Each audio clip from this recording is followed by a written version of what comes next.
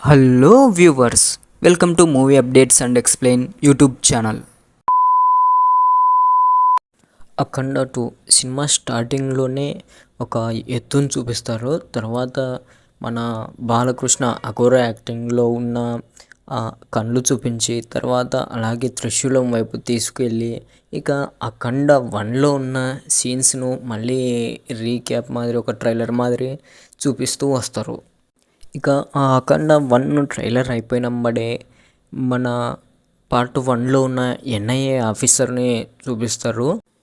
ఇక మన NIA officer పెరుమాల్ని అఖండ part 1లో అఖండ చేసిన విధ్వంసానికి ఎక్స్ప్లెనేషన్ అడుగుతూ ఇన్వెస్టిగేషన్ చేస్తుంటారు. అయితే అతను మాత్రం మనం ఎన్నో చట్టాలని క్రియేట్ చేసుకున్నాం, ధర్మాన్ని రక్షించడానికి దేవుడు ప్రతిసారి రాడని మనం చట్టాలను రాసుకున్నాం, కానీ దేవుడు ప్రతిసారి ధర్మాన్ని రక్షించడానికి వస్తాడు అని అతన్ని చూసిన తర్వాతనే నాకు అర్థమైపోయింది అని చెప్తాడు. కానీ ఆ ఆఫీసర్లు మాత్రం తను ఏం చేసినా ఎలా చేసినా చట్టాన్ని తన చేతుల్లోకి తీసుకొని చాలామందిని చాలా కిరాతకంగా చంపాడు కాబట్టి అతను ఒక క్రిమినలే అనేసి అంటాడు. దానికి అతని గురించి మీకు తెలియదు, దాన్ని నేను స్వయంగా చూశాను, అధర్మానికి పోతే ఎంతమందినైనా చంపుతాడు, అదే ధర్మం విషయానికి వస్తే చిన్న చీమకు కూడా హాని తలపెట్టాడు, ఇతరుల వల్ల ఆపద ఉంది అని గ్రహిస్తే మాత్రమే తను ఏదైనా చేస్తాడు అనేసి ఎక్స్ప్లెనేషన్ ఇస్తాడు. అయితే వాళ్ళు ఇవన్నీ నువ్వెంత చెప్పినా మేము వినము అనేసి అంటారు. నువ్వు అతని మీద యాక్షన్ తీసుకోవాల్సిందే అంటే, లేదు మేడం, నేను ఎటువంటి యాక్షన్ తీసుకోను, నా రిసిగ్నేషన్ లెటర్ ఆల్రెడీ మీకు రాసిచ్చేసాను చూసుకోండి అనేసి అంటూ వెళ్ళబోతూ ఉంటే పక్కనున్న చతుర్వేది ఆపుతాడు.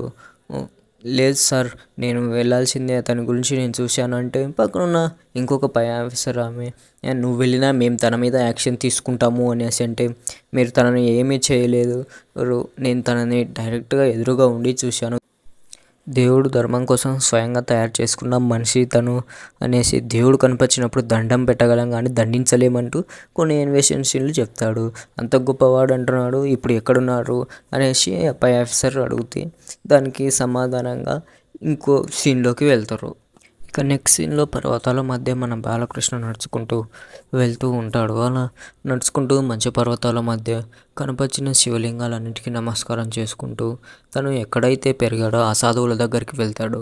అక్కడికి వెళ్ళిన తర్వాత తనను పెంచి పెద్ద చేసిన తన గురువు, ఆ గురువు మన అఖండాన్ని చూసి పాడుబడ్డ శివాలయాలకు ప్రాణప్రతిష్ఠ చేసి వస్తావనుకున్నాము, కానీ చెడపట్టిన ఈ సమాజానికి పునరుజ్జీవనం చేసి వచ్చావు, చాలా గొప్ప పని చేశావు అనేసి పోగొడతాడు. తర్వాత ఇంతటితో ఇది అయిపోయింది అనుకోవద్దు, విధి ఇంకో పెద్ద సవాళ్ళను విసిరబోతుంది, దాన్ని ఎదుర్కోవాలంటే నువ్వు అష్టసిద్ధులను సంపాదించుకోవాలి అనేసి అర్జునుడంతటోడు తపస్సు చేసి శివుని నుంచి గాంధీవాణ్ణి పొందిన అష్టసిద్ధి పీఠం ఇక్కడ ఉంది, దానికి ఎంతో నిష్ఠతో చేయాలి, ఏమాత్రం నిష్ఠ తప్పినా ప్రాణాలకే ప్రమాదం అని చెప్తాడు. దానికి మన బాలకృష్ణ ఒప్పుకొని సరే అని సిద్ధపడతాడు. తర్వాత తనకు అభిషేకం చేయించి మంత్రోచ్చారణతో ఆ అష్టసిద్ధి పీఠం మీద కూర్చోబెడతారు.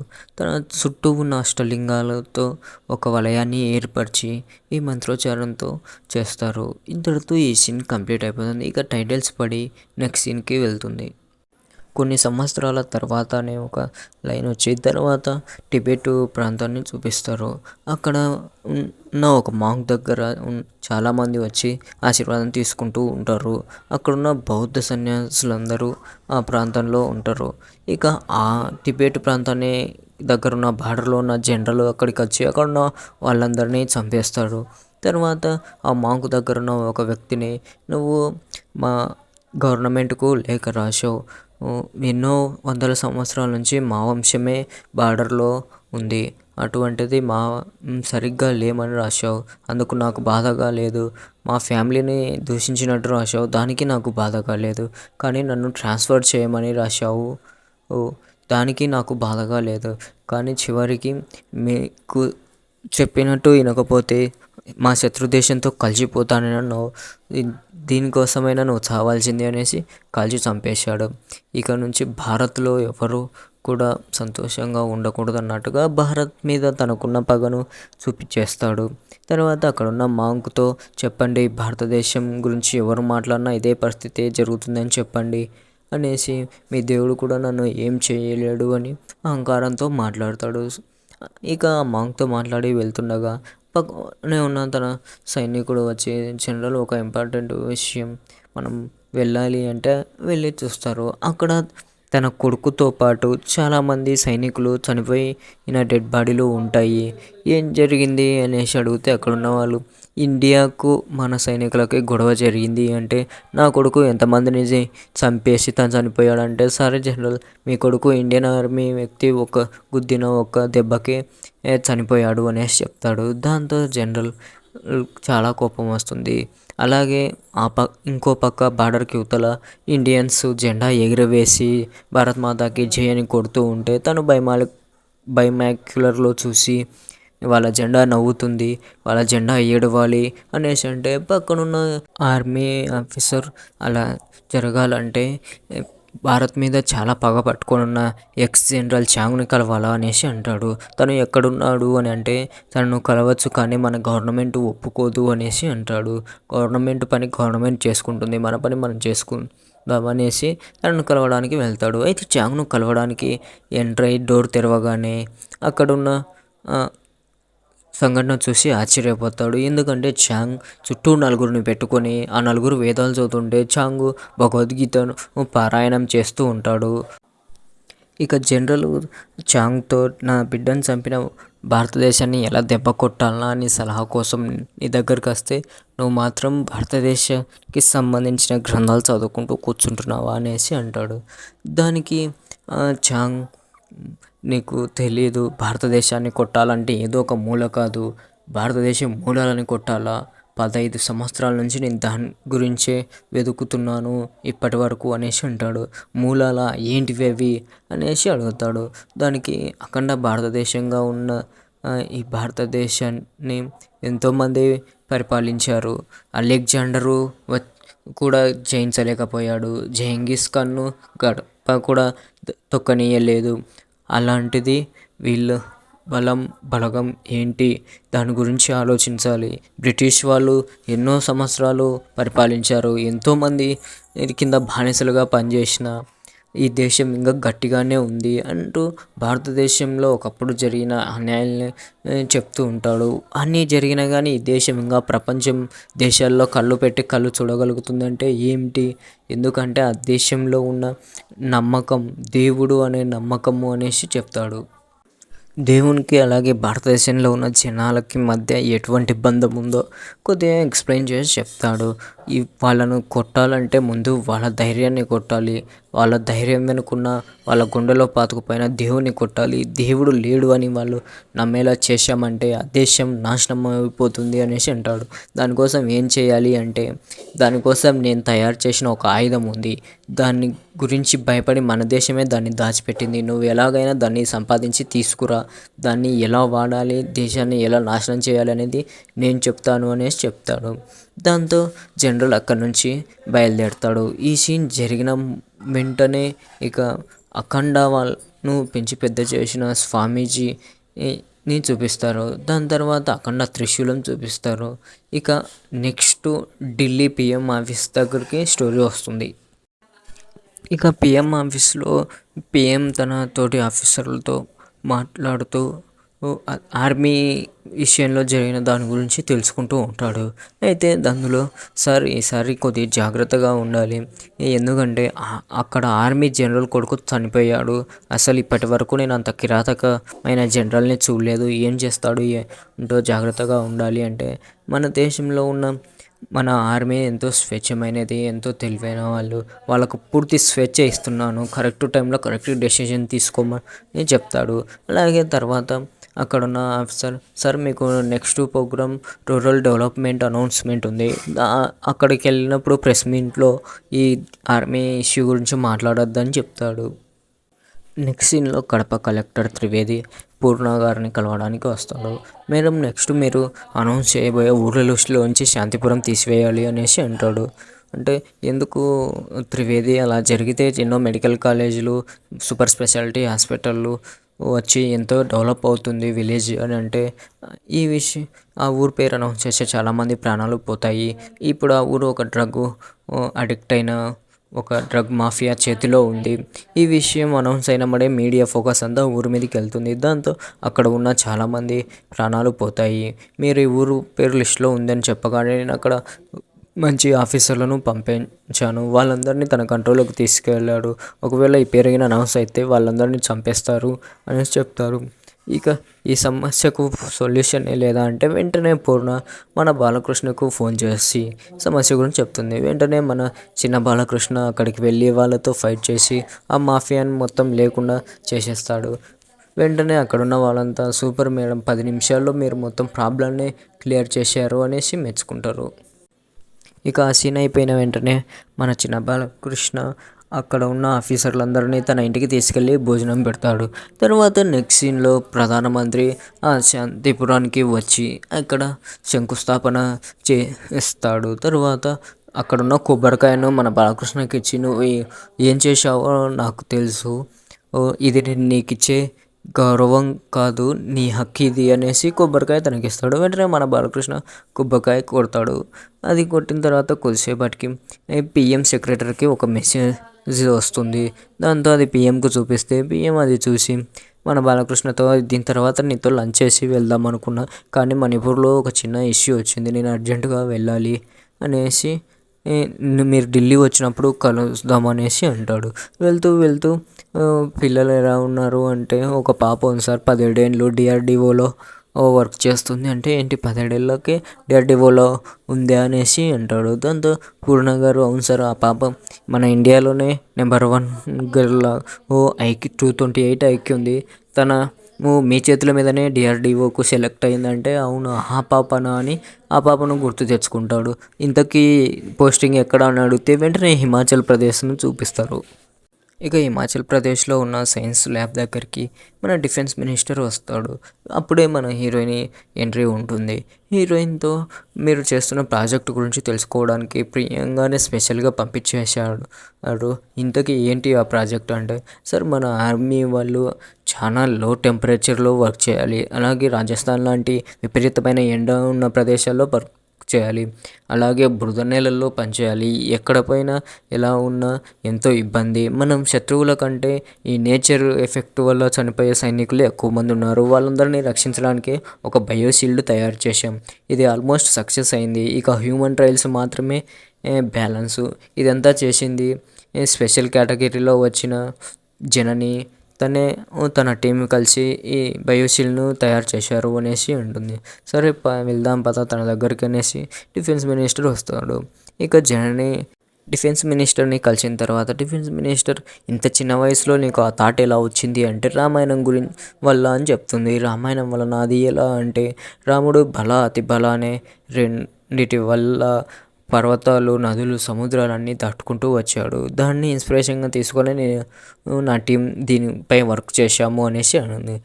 షబాస్ అని జైనిని అలాగే ఆ టీంను మొత్తం మెచ్చుకొని, మీకు హ్యూమన్ ట్రయల్స్ కావాలన్నారు కదా, దానికి తగ్గ అరేంజ్మెంట్స్ నేను చేస్తాను అనేసి డిఫెన్స్ మినిస్టర్ చెప్తాడు. మీరు చేసే ఈ కార్యక్రమం వల్ల ఆర్మీ గుండెలు చిరస్థాయిగా నిలిచిపోతారు అనేసి చెప్తే అక్కడ నుంచి వెళ్ళిపోతారు. ఇక నెక్స్ట్ సీన్లో చైనా జనరల్ని అలాగే చాంగ్ను చూపిస్తారు. చాంగ్ దగ్గరికి జనరల్, నువ్వు చెప్పినట్టుగా నువ్వు తయారు చేసిన ఆయుధాన్ని తీసుకువచ్చాను అని అంటే, అంతమంది సెక్యూరిటీ ఉన్న దగ్గర నుంచి ఎలా తీసుకొచ్చావు అంటే, 300 మంది మన సైన్యాన్ని చంపి తీసుకువచ్చాను అనేసి అంటాడు.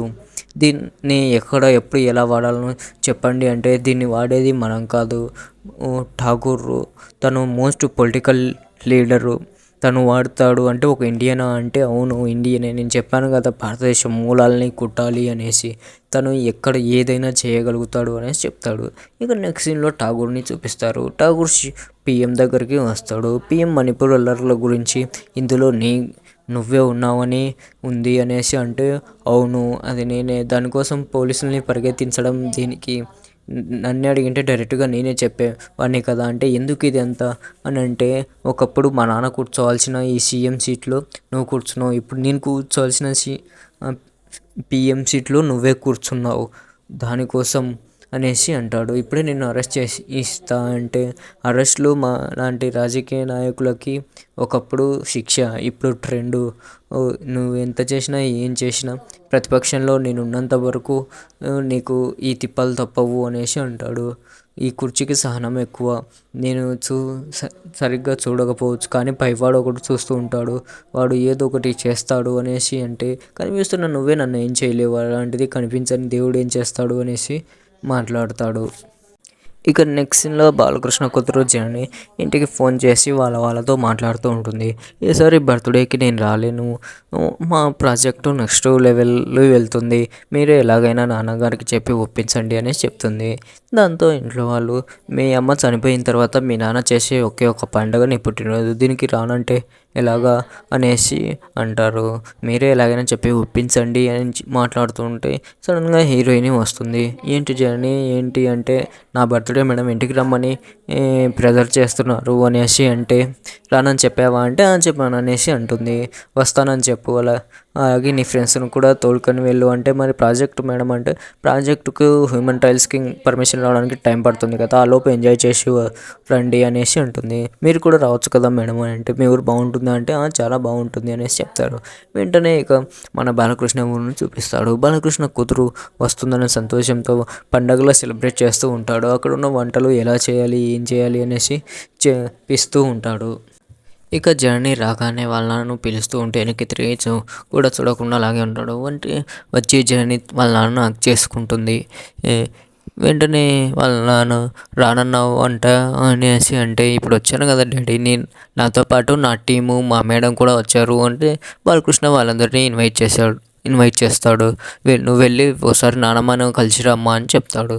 వెంటనే జనని వాళ్ళ నానమ్మ ఉన్న రూమ్లోకి వెళ్తుంది. అయితే వాళ్ళ నానమ్మ అఖండను శివుడు దూరం చేశాడని శివుని మీద బాధపడుతూ శివుని ఫోటో ముందు ఎదురుగా కూర్చొని అఖండ గురించి శివుని గురించి బాధపడుతూ ఉంటుంది. వెంటనే జనని ఎందుకు నానమ్మ లేనివాని గురించి ఆలోచిస్తూ బయట ఉన్న వాళ్ళతో మాట్లాడకుండా ఉంటావు, మాట్లాడని దేవుని గురించి ఆలోచిస్తూ బయట మాట్లాడే మనసులను పట్టించుకోకుండా వదిలేశావు అనేసి అంటే నా కొడుకుని నాకు దూరం చేశాడు అది ఇదని కొద్దిగా తన బాధపడే విషయంలని చెప్తుంది.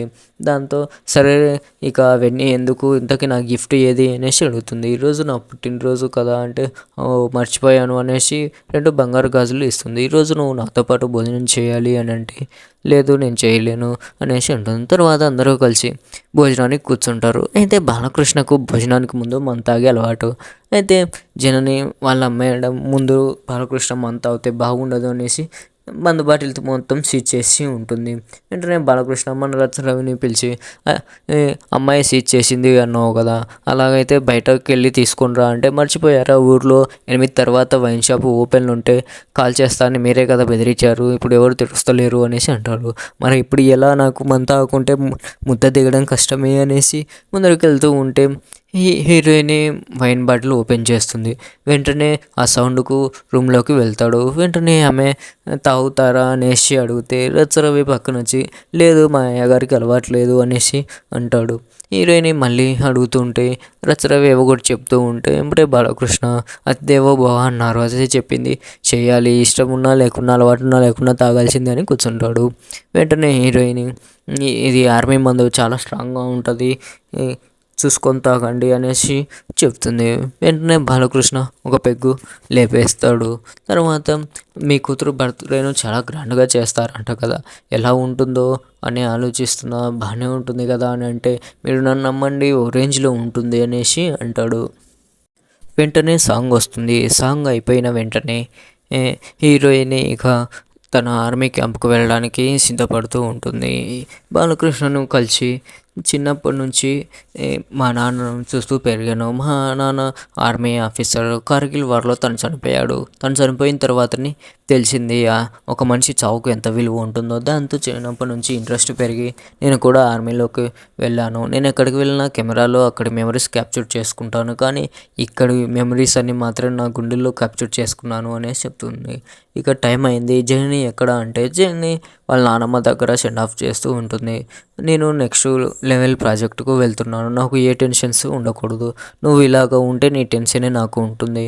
రాని కొడుకు గురించి ఎందుకు బాధపడతావు అని అంటే తప్పకుండా వస్తాడు, తను తీసుకెళ్ళిన వాడే తీసుకొని వస్తాడు అనేసి శివునికెళ్ళి చూసి చెప్తుంది. ఇక నెక్స్ట్ సీన్లో చైనాని చూపిస్తారు. చాంగ్ను అలాగే చైనా డిఫెన్స్ అదే మిలిటరీ ఆఫీసర్ని అలాగే ఠాగూర్ని చూపిస్తారు. వెంటనే ఇతడే నా పాత ఫ్రెండు ఠాగూర్ అని అంటే ఇతడు ఇండియా వాడు కదా, మనకెందుకు సాయం చేస్తున్నాడు అంటే నీ కొడుకు కావాలి, అలాగే తనకు పదవి కావాలి అనేసి అంటాడు.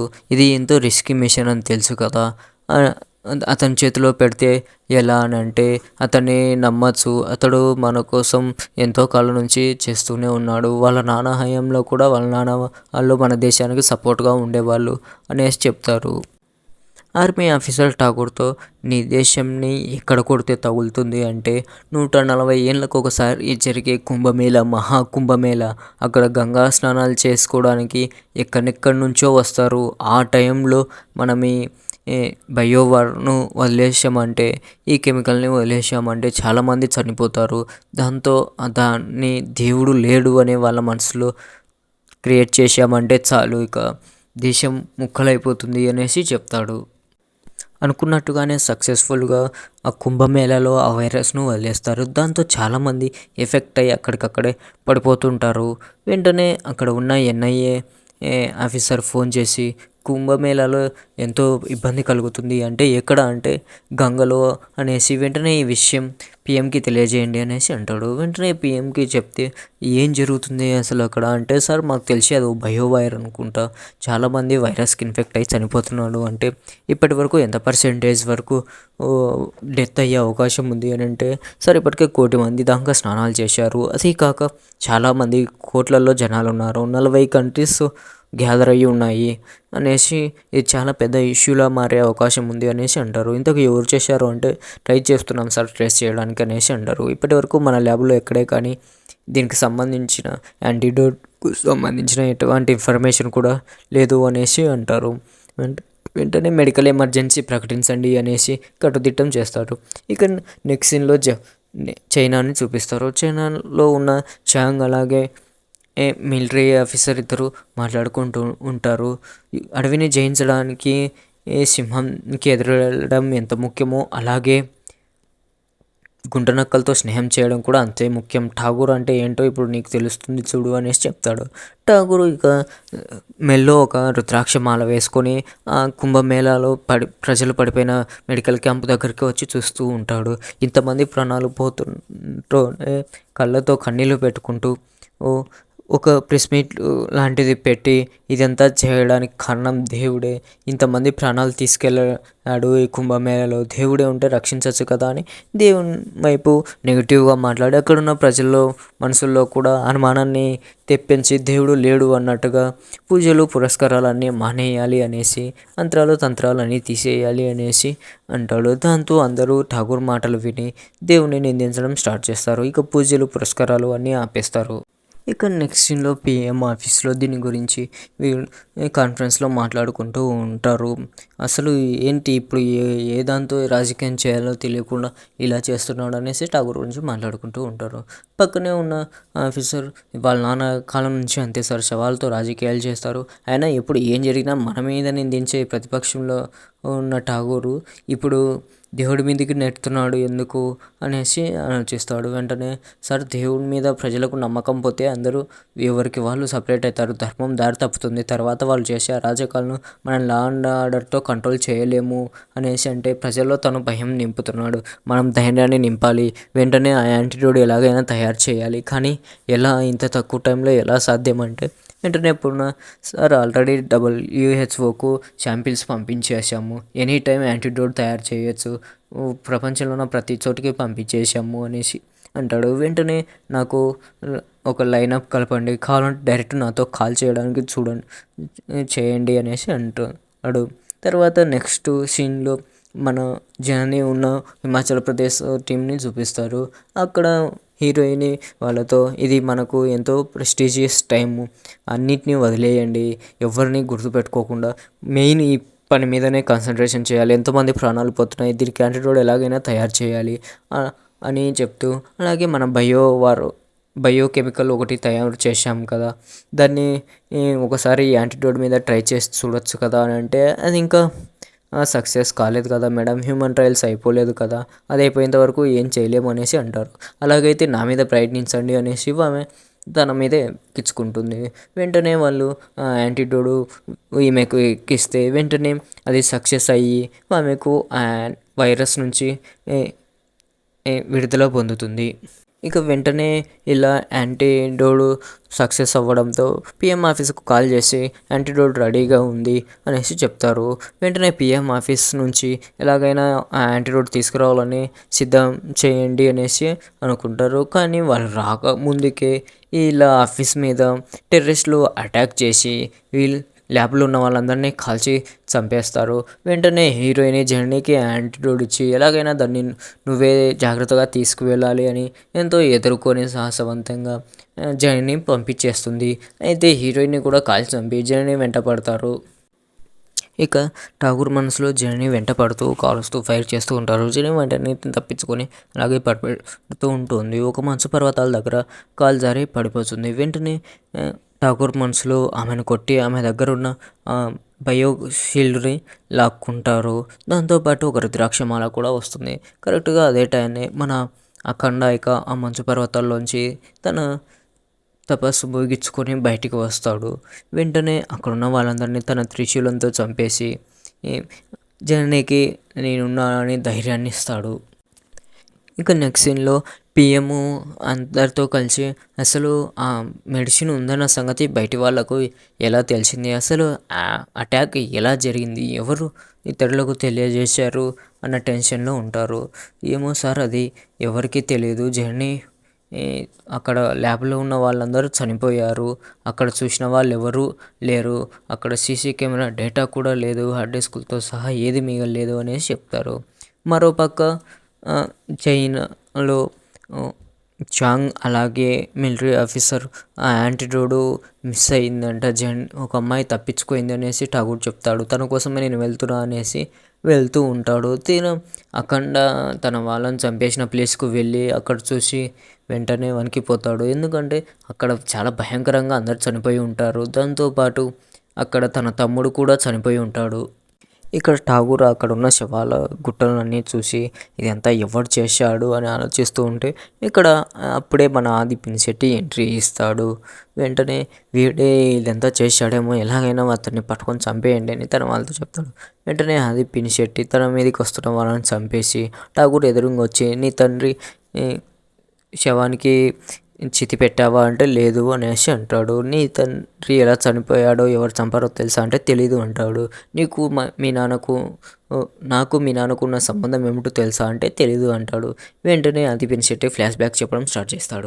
ఫ్లాష్ బ్యాక్లో ఆది పినిశెట్టి అవతల మనుషుల్ని చంపడానికి వీళ్ళ దగ్గర డబ్బులు తీసుకోనో లేదంటే ఏదో ఒక విధంగా చేసి శత్రువులను చంపడానికి పూజలు చేసి చంపేస్తూ ఉంటాడు. ఇక మన ఠాగూర్ వాళ్ళ నాన్న పిఎంని చంపడానికి ఆది పినిశెట్టి దగ్గరికి వస్తాడు. ఆది పినిశెట్టి ఆ పిఎంకి వెనక దైవబలం ఉంది, అంత దైవబలం ఉన్న వ్యక్తిని జయించాలంటే అంత సులభం కాదు, తనని చంపాలంటే అష్టరాక్షసులను నిద్రలేపాలి అనేసి చెప్పి ఒక పూజ చేయాలి. ఆ పూజకి 8 మంది బాల బ్రాహ్మణులను తేవాలి అంటే సరే నేను ఎలాగైనా తీసుకొస్తాను అనేసి 8 మంది బాల బ్రాహ్మణులను తీసుకొని వస్తాడు. అయితే పూజ కార్యక్రమం చేస్తూ ఉండగా సడన్గా పిల్లలను బలిచ్చే టయానికి మన బాలకృష్ణ వచ్చి అక్కడ ఉన్న వాళ్ళందరినీ కొట్టి అలాగే మన ఆది పినిశెట్టికి నాలుక కోసి ఎముకలు విరిచేస్తాడు. తను బాలకృష్ణ ఆది పినిశెట్టి చనిపోయాడేమో అనుకొని అలాగే వదిలేసి వెళ్తాడు. కానీ అక్కడున్న ఠాగూర్ వాళ్ళ నాన్నను మాత్రం చంపేసి వెళ్ళిపోతాడు. ఈ ఫ్లాష్ బ్యాక్ అంతా మన ఠాగూర్కి ఆది పినిశెట్టి చెప్తాడు. అప్పుడు మీ నాన్నని చంపింది, ఇప్పుడు నీ తమ్ముడిని నీ సైన్యాన్ని చంపింది అఖండానే, తన కోసమే నేను తెగిన నా నాలుకను కుట్టుకొని ఇరిగిన నా ఎముకల్ని కట్టుకొని ఎంతో దీక్షతో వ్రతం చేసి నేను ఇప్పుడు రాక్షసుల వరాన్ని పొందాను అనేసి చెప్తాడు. ఇంకా అఖండాను వెతుక్కుంటూ వెళ్తాడు. ఇక దారిలో వెళ్తూ వెళ్తూ అఖండ పాడుపడిన ఒక శివాలయాన్ని చూసి తన మంత్రోచ్చారణలతో ఆ శివాలయంకి అభిషేకం చేసి పూజలు పురస్కారాలు చేస్తూ ఉంటే అక్కడ ఉన్న జనాలంతా వస్తారు. ఎవరు స్వామి నువ్వు, అసలు దేవుడు లేడు, ఎందుకు పూజలు చేస్తున్నావు, అది ఇది అనేసి అంటారు. దాంతో వెంటనే మన బాలకృష్ణ దేవుని యొక్క గొప్పతనం గురించి, అలాగే దేవుడు ఏం చేస్తాడు, ఎలా చేస్తాడు అనే దాని గురించి ఎక్స్ప్లెయిన్ చేసి వాళ్ళలో ఉన్న ఆ నమ్మకం, పోయిన నమ్మకాన్ని తిరిగి మేల్కొల్పడానికి ట్రై చేస్తారు. ఇక మన అఖండ దేశం యొక్క గొప్పతనం గురించి, అలాగే హైందవ ధర్మం యొక్క గొప్పతనం గురించి, సనాతన ధర్మం గురించి చెప్పి మనుషులు చేస్తున్న కొన్ని పొరపాట్లను కూడా వెళ్ళెత్తి చూపిస్తాడు. ఇక అఖండ అవన్నీ చెప్పి బయలుదేరే టయానికి వెంటనే మన ఆది పినిశెట్టి ఎంట్రీ ఇస్తాడు. దానికి ముందుగా మన జనని పిఎంకు ఫోన్ చేసి తన అడ్రస్ ఉంటుంది. వెంటనే పిఎం ఒక హెలికాప్టర్ను పంపిస్తాడు. అయితే వాళ్ళు ఇళ్ళని చేరుకునే లోపే అటు మొత్తం బ్లాస్ట్ అయిపోతుంది.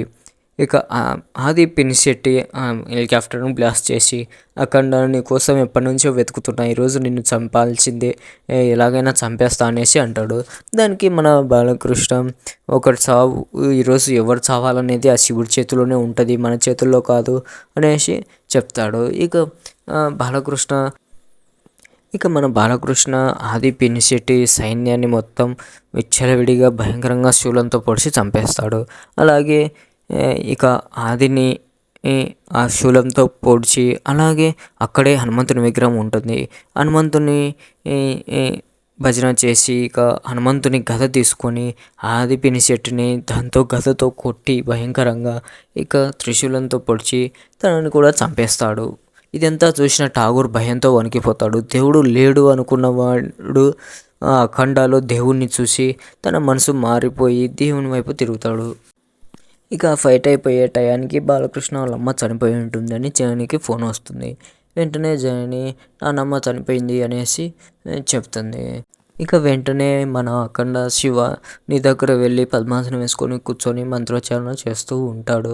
ఇక జనని అఖండతో బాబా జనాలు చనిపోతున్నప్పుడు నీ దేవుడు రాలేదు, నానమ్మ ఇన్ని రోజులు నువ్వు లేవు అన్న బాధతో కన్నీరు కాల్చున్నప్పుడు దేవుడు రాలేదు, కనీసం తను చివరి కోరిక నువ్వు వచ్చి తనని చూడాలని, అలాగే తనకు నువ్వే దహన సంస్కారం చేయాలని, కానీ ఆ కోరిక కూడా ఇప్పుడు తీరట్లేదు, ఇక నీ దేవుడు ఏం చేశాడు అనేసి దేవుణ్ణి నిందిస్తున్నట్టుగా మాట్లాడుతుంది. ఇంకా మరో పక్క అక్కడ చిన్న బాలకృష్ణ వాళ్ళ అమ్మ శవాన్ని సిద్ధం చేసి ఉంటాడు. ఇక కొద్దిగుంటే అగ్ని పెట్టి కాల్చేయాలి. ఇక అందరూ మీరే చేయండి అయ్యా, మీరు కూడా కన్న తల్లి బిడ్డే కదా అంటే ఆమెకు చివరి కోరిక పెద్ద కొడుకు వచ్చి తనను కాల్చాలని, కానీ ఆమెకు నేను చేస్తే ఆత్మశాంతి కలగదు అనేసి అంటాడు. ఇక చుట్టుపక్కల ఉన్న వాళ్ళంతా అసలు తనకు విషయం తెలుసో తెలియదో, తను రాగలిగే దగ్గరలో ఉన్నాడో లేదో ఇంకా మీరే కానివ్వండి అనేసి అంటాడు. ఇక బాలకృష్ణ తన శవానికి నిప్పు పెట్టడానికి సిద్ధపడబోతుండగానే వెంటనే మన అఖండ వస్తాడు. అఖండ వెళ్ళి వాళ్ళ అమ్మ మొగం ఒకసారి చూసి వెంటనే ఆ శవానికి నిప్పు పెట్టి వెనక్కి తిరిగి వచ్చేస్తూ ఉంటాడు. సడన్గా వాళ్ళ అమ్మ ఆత్మ వస్తుంది. వెళ్తున్న అఖండను వెంటనే వాళ్ళ అమ్మ ఆత్మ శివయ్య అని పిలుస్తుంది. వెంటనే అఖండ రూపం మారిపోయి శివుని రూపం వస్తుంది. నా చివరి కోరిక తీర్చడానికి కోసం నువ్వు నా కొడుకు రూపంలో వచ్చావా అనేసి అంటుంది. అక్కడ నీ కొడుకు నా కోసం ఎంతో రణం చేస్తూ ఉంటే తన రుణం నేను తీర్చుకోవాలి కదా తల్లి, ప్రతిరోజు నువ్వు నీ బిడ్డను నీకు దూరం చేశారని బాధపడుతూ ఉన్నావు కదా, దానికి సమాధానం నేను చెప్పాలి కదా, నీ కొడుకు నా కోసం చేస్తున్న దానికి నేను కొంతైనా చెయ్యాలి కదా, అంత గొప్ప కొడుకుని కన్నా నువ్వు నాకు కూడా తల్లివి అనేసి అమ్మ అని పిలుస్తాడు. దాంతో అఖండ వాళ్ళమ్మ పొంగిపోతుంది. ఇక శివుడు అఖండ తన కోసం చేస్తున్నవన్నీ తన తల్లికి చెప్పి తన తల్లి కూడా తన కోసం ఎంత చేసిందో చెప్తూ తన నవమాసాలు నా ఘనాన్ని కడుపులో మోసి కన్నావు, నువ్వు చాలా గొప్పదానివి, నీ కోసం నేను ఏదో ఒకటి చేయాలి కదా అని నీకు తలకొరివి పెట్టడం కోసం నీ కొడుకు రూపంలో వచ్చాను, నీ రుణాన్ని తీర్చుకోవడం కోసం వచ్చాను, కానీ తల్లి ప్రేమ ముందు దొరికిపోయాను అనేసి చెప్తాడు. చివరిగా కొన్ని మాటలు చెప్పి అఖండ గురించి చెప్పి అలాగే తను చేయాల్సిన వాటి గురించి కూడా చెప్పి ఇక నేను నాలో ఐక్యం చేసుకుంటాను అనేసి అంటాడు. దాంతో అఖండ వాళ్ళమ్మ సంతోషంగా శివునిలో ఐక్యం అయిపోతుంది. ఇక నెక్స్ట్ సీన్లో అఖండను అలాగే జెన్నీని చూపిస్తారు.